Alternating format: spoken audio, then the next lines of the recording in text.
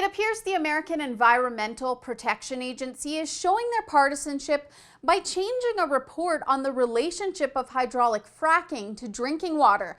The initial report, the one before Donald Trump won the election and promised to increase fracking and cut red tape, stated that there's no evidence that fracking systemically contaminates drinking water, which means that they concluded that the process didn't have a significant enough effect on drinking water to suggest that it's harmful.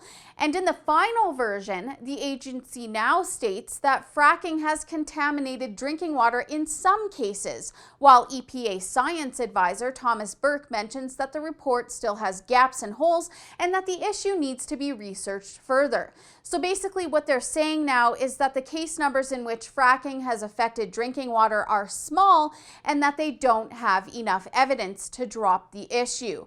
If this doesn't show that these types of agencies are left-leaning, I don't know what else would. File this under classic scare tactics that the left use to instill fear into people on things that they just don't agree with. No, the EPA hasn't reversed its decision on fracking. They simply reworded the original statement to say the same thing but made it sound scarier. But many headlines in the mainstream media would have you believe the opposite, like this one in the Wall Street Journal and this one in the New York Times, where author Coral Davenport goes as far as stating the new version is far more worrying than the first. And all of this couldn't come at a more telling time when Trump has appointed Scott Pruitt to direct the EPA, a man who has dedicated his career to fighting the agency's regulations and in particular fracking regulations.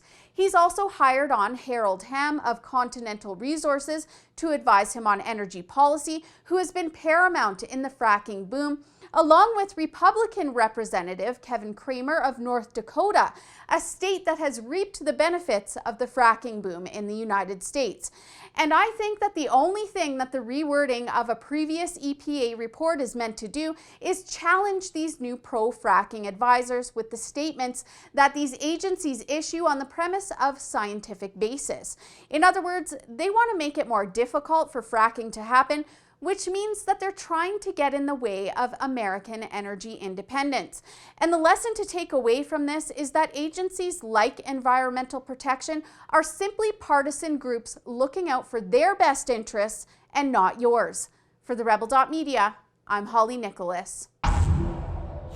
Thanks so much for watching. Did you like that video? If you did, you might also like our premium content. For just $8 a month, you'll still have access to all of our free content, plus our full-length shows. Click the link to the side to check it out.